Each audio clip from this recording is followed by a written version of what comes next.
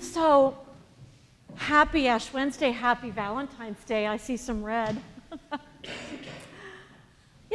Ash Wednesday, not just because today's Ash Wednesday is on Valentine's Day, but I've always found that it can be rather confusing, that we give these mixed messages, especially for those of us who show up in church.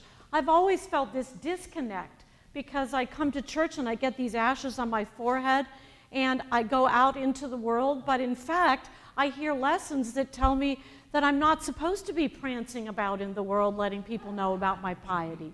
So it's like we get these mixed messages. On the one hand, the Old Testament reading from Isaiah would tell us that the Lord does not even notice our fasts or our acts of humility. And on the other hand, what the Lord does notice is our duplicity. That while we are fasting, at least some of us, that we also may be continuing to oppress our workers or serving our own needs or quarreling with people. And then, of course, in that Old Testament lesson, there's that recommendation. Do not lie in sackcloth and ashes. Loose the bonds of injustice. Undo the thongs of the yoke. Let the oppressed go free. Share your bread with the hungry. Bring the homeless into your home and cover the naked. So what are we supposed to do? I mean, that's a mixed message for those of us who are sitting here in church here in the middle of the week trying to begin a holy Lent.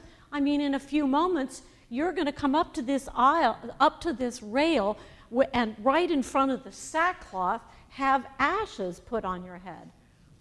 So what ought we be doing? Maybe we should be down at Paul's place. I'm not really sure. Now, the psalmist gives some heart to us because, in the midst of our hypocrisy, the psalmist reminds us that God already knows of our duplicitous nature. And God already knows whereof we are made and remembers that we are dust. Whew. But then we get to that gospel. And Jesus returns to that message of Isaiah in his Sermon on the Mount to his disciples. Beware of practicing our piety before others or wearing our ashes in public. Do not sound our trumpets or toot our own horns. Rather, give alms with such abandon that our right hand does not know what our left hand is doing. Pray in secret. Fast so no one will notice. And nurture our heavenly treasures that cannot be taken away. Notice our own hearts and where they are.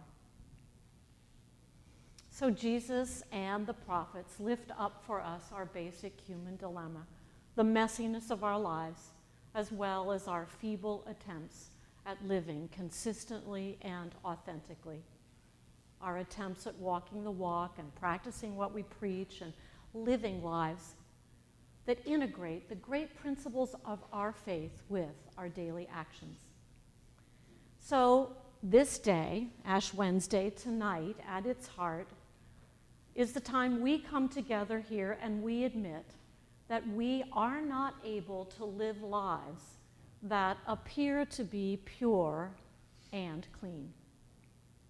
In very real ways on Ash Wednesday, we brush up against our own mortality. We have a chance to see our empty gestures and pious gesticulations for what they can become, substitutes for a relationship with the living God.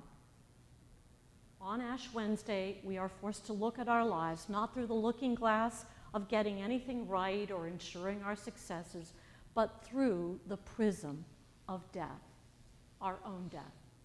When all our earthly constructs disappear, at our core, we are dust, and our lives here on earth become just dust. It is only our relationship with the living God that endures. So we are invited to do whatever practice makes sense for us to nurture that relationship. So if you have recently been denying your Christianity, maybe you need to wear your ashes out in public and get a few questions and talk to somebody about God. Or if you've been praying in silence in your own special place, this Lent, you may be hearing God's invitation to emerge from your closet and share your prayer with others. Fasting may be the best way for you to remind yourself of your hunger for God. Or it may not.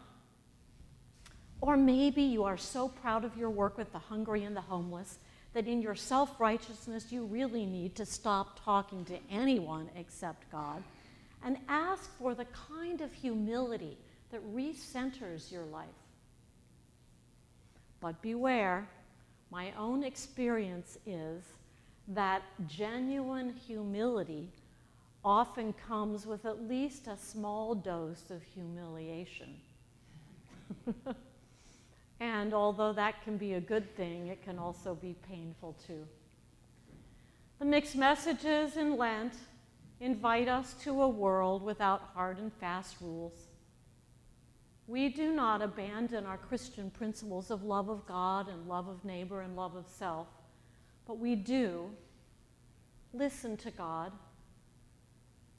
and to discern carefully our calling and the specific nature of God's invitation to each one of us at this very moment in our lives.